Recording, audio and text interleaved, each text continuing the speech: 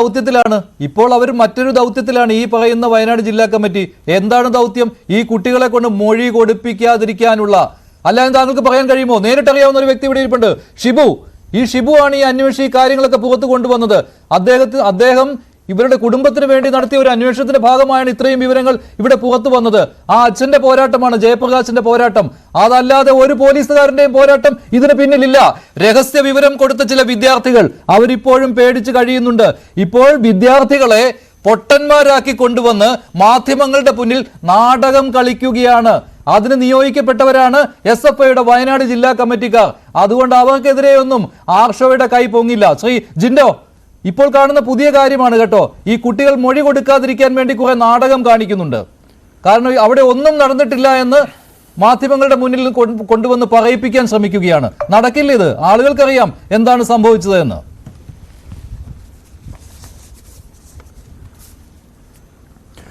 അല്ല മഞ്ജുഷേ, ഇതിലെ ഏറ്റവും വലിയ ദുര്യോഗം എന്താണെന്നറിയോ? ഇപ്പോൾ അല്പം മുമ്പ് സംസാരിച്ച അഡ്വക്കേറ്റ് BN ഹസ്കർ പറഞ്ഞില്ലേ, കേരളത്തിൻ്റെ പൊതുസമൂഹത്തോട് ഇതൊരു നിർഭാഗ്യകരമായ സംഭവമായിപ്പോയെന്ന്. ആർക്കാണ് ഹസ്കറെ നിർഭാഗ്യകരം? ഈ സിദ്ധാർത്ഥൻ്റെ കുടുംബത്തിന് മാത്രമല്ലേ അത് നിർഭാഗ്യകരമായി പോയുള്ളൂ. ആ കുടുംബത്തിൻ്റെ ഭാഗ്യം, ആ കുടുംബത്തിൻ്റെ ഭാവി സ്വപ്നങ്ങൾ, ആ കുടുംബത്തിൻ്റെ മകനെക്കുറിച്ചുള്ള സ്വപ്നങ്ങളൊക്കെയാണ് ഇല്ലാതാക്കപ്പെട്ടത്. SFIക്ക് ഇത് നിർഭാഗ്യകരമായി തോന്നുന്നുണ്ടോ? എങ്കിൽ SFIയുടെ വയനാട് ജില്ലാ കമ്മിറ്റി എന്തുകൊണ്ട് സമരം ചെയ്യുന്നില്ല? ഇതിലെ നരാധമന്മാരായിട്ടുള്ള കുറ്റക്കാർക്കെതിരെ നടപടി സ്വീകരിക്കണമെന്ന് പറഞ്ഞുകൊണ്ട് DYFI എന്തുകൊണ്ട് സമരം ചെയ്യുന്നില്ല? SFIയുടെ സംസ്ഥാന സെക്രട്ടറി ആർഷോ അദ്ദേഹം ഈ വിഷയത്തിൽ എന്തുകൊണ്ട് ആ കോളേജിൽ സമരം ചെയ്യുന്നില്ല? ഇപ്പോൾ അവിടുത്തെ വിദ്യാർത്ഥികളിൽ നിന്ന് നമുക്ക് കിട്ടുന്ന അറിവനുസരിച്ചിട്ട് അദ്ദേഹം നമുക്ക് മനസ്സിലാകുന്നത് കോളേജിലെ 130 വിദ്യാർത്ഥികളുടെ മുമ്പിൽ വെച്ച് വിചാരണ നടത്തി കൊന്നു എന്നുള്ള രീതി തന്നെയാണ്.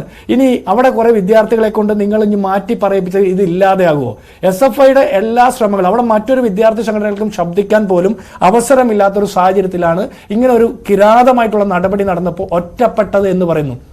ഇത് ഒറ്റപ്പെട്ടതല്ല അസ്കറെ. ഒരു പക്ഷെ താങ്കൾ പഠിച്ച കോളേജിലെ SFIക്കാർ ഇങ്ങനെ ആയിരുന്നില്ലായിരിക്കാം. പക്ഷെ ഞങ്ങളൊക്കെ കണ്ടിട്ടുള്ള SFI, ഞങ്ങൾ ഇടപെട്ടിട്ടുള്ള SFIയുടെ പ്രവർത്തനം ക്യാമ്പസുകളിൽ ഇതേ രീതിയിൽ തന്നെയായിരുന്നു. 2 ആഴ്ചയ്ക്ക് മുമ്പാണ് എറണാകുളം മഹാരാജാസ് കോളേജിലെ KSU പ്രവർത്തകരുടെ ഹോസ്റ്റലിലെ റൂമുകളിൽ കയറി KSU പ്രവർത്തകരുടെ സാധന സാമഗ്രികളും പഠനോപകരണങ്ങളും മുഴുവൻ കത്തിച്ച് നശിപ്പിച്ചത് SFI പ്രവർത്തകർ. കോളേജിൽ പരാതി കൊടുത്തു, പോലീസിൽ പരാതി കൊടുത്തു, ഒരു നടപടിയും സ്വീകരിച്ചില്ല.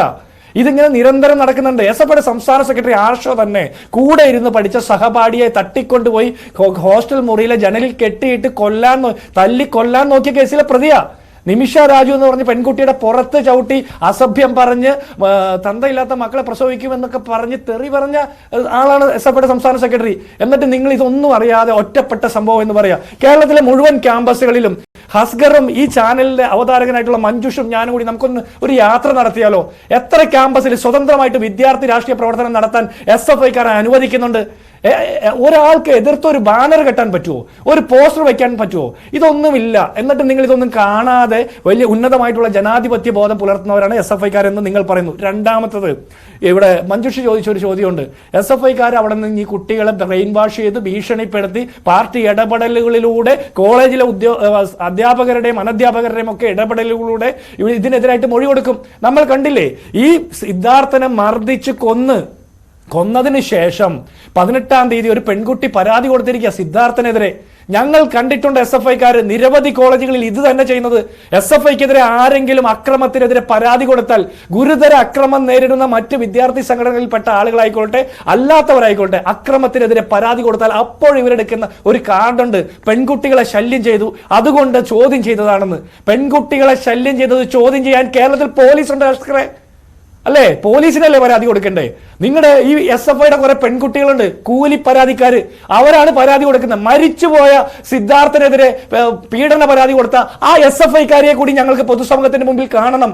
ആരാണ് ആ പരാതിക്കാരിയെന്ന്? എല്ലാ ക്യാമ്പസിലും ഇതുപോലത്തെ SFIയുടെ കുറെ പെൺകുട്ടികളുണ്ട് ഇങ്ങനെ വ്യാജ പരാതി കൊടുക്കാൻ വേണ്ടി നടക്കുന്നത്. മരണപ്പെട്ട സിദ്ധാർത്ഥന്റെ മരണസ്ഥലത്തേക്ക് പോലീസ് എത്തുന്നതിന് മുമ്പ് ആ മരണപ്പെട്ട സിദ്ധാർത്ഥന്റെ ഡെഡ് ബോഡി എടുത്തുകൊണ്ട് ഡീൻ എന്തിനാ തിടുക്കപ്പെട്ട് ഹോസ്പിറ്റലിലേക്ക് മാറ്റിയത്? അവിടെ തെളിവുകൾ നശിപ്പിച്ചിട്ടുണ്ടെന്ന് ഞങ്ങൾ ഗുരുതരമായി സംശയിക്കുന്നു. ആ സംശയത്തിന് അടിസ്ഥാനമില്ലേ? ഈ ഡീൻ ഉൾപ്പെടെയുള്ള ഹോസ്റ്റലിലെ വാർഡൻ ഉൾപ്പെടെയുള്ള അസിസ്റ്റന്റ് വാർഡൻ ഉൾപ്പെടെയുള്ള മുഴുവൻ ആളുകളെ പ്രതിയേർത്ത് അന്വേഷിക്കണം. അവരെ മാറ്റി നിർത്തണം, അവരെ പിരിച്ചുവിടണം.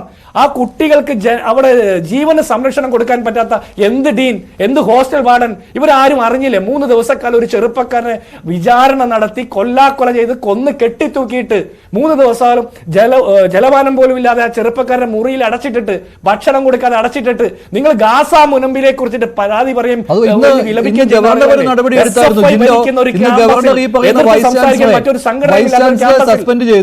വൈസ് ചാൻസലറെ സസ്പെൻഡ് ചെയ്തു. അത് കഴിഞ്ഞപ്പോൾ ഈ വൈസ് ചാൻസലർ ഹരീന്ദ്രനാഥ്, അദ്ദേഹത്തിന്റെ പേര് ശശീന്ദ്രനാഥ്, അദ്ദേഹം വാർത്താ സമ്മേളനം നടത്തുകയുണ്ടായി. അദ്ദേഹം ആ വാർത്താ സമ്മേളനത്തിൽ പറഞ്ഞത് ഞാൻ ഒപ്പിടാനിരിക്കുകയായിരുന്നു. എന്ത് കാര്യത്തിന്? ഈ ഡീനിനെയും അതുപോലെ തന്നെ ഏതോ അസിസ്റ്റന്റ് വാർഡനെയും സസ്പെൻഡ് ചെയ്തുകൊണ്ടുള്ള ആ ഒരു ഓർഡറിൽ ഒപ്പുവെക്കാനിരിക്കുമ്പോഴാണ് എന്നെ സസ്പെൻഡ് ചെയ്തു എന്നുള്ള ഓർഡർ വന്നത് ചാൻസലറിൽ നിന്ന്. അതുകൊണ്ട് ഞാൻ അതെടുത്ത് മാറ്റിവെച്ചുവെന്ന്.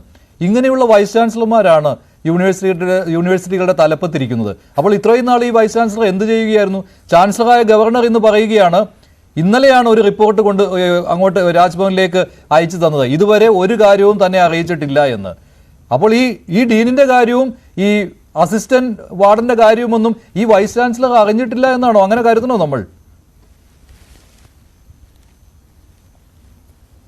മഞ്ജുഷെ, വൈസ് ചാൻസലർ പറഞ്ഞത് വിശ്വസനീയമാണെങ്കിൽ അത് നമ്മൾ വിശ്വാസത്തിലെടുക്കുകയാണെങ്കിൽ അദ്ദേഹത്തെ ആദ്യം പുറത്താക്കണം. പറ്റുമെങ്കിൽ കേരളത്തിലെ പൊതുസമൂഹം തെരുവ് പട്ടികളെ, അതായത് പേ പിടിച്ച നായ്ക്കളെ എങ്ങനെ കൈകാര്യം ചെയ്യും അതുപോലെ തന്നെ കൈകാര്യം ചെയ്യണം.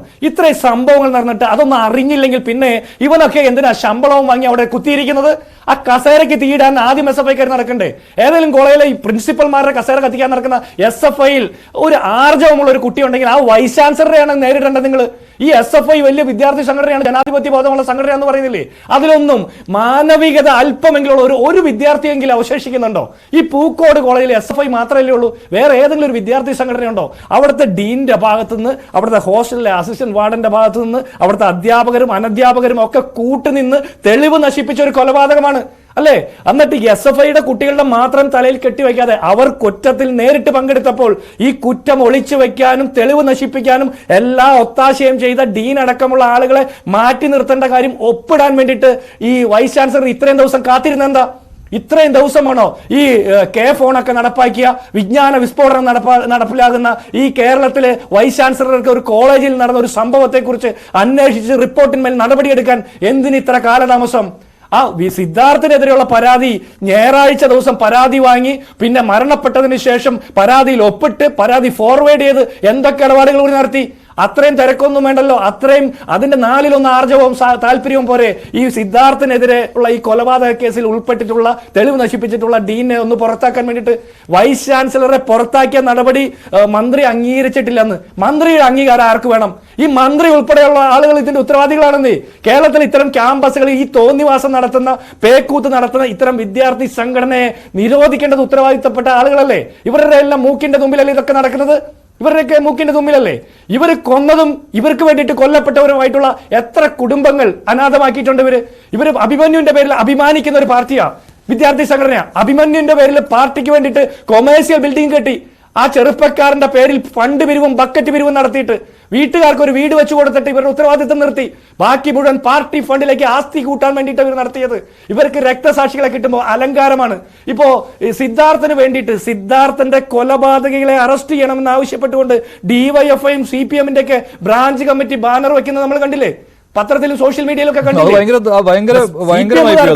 രക്തസാക്ഷിയാക്കി മാറ്റുകയാണ്, സ്വന്തം രക്തസാക്ഷിയാക്കി. അത് ഷിബു പറയും.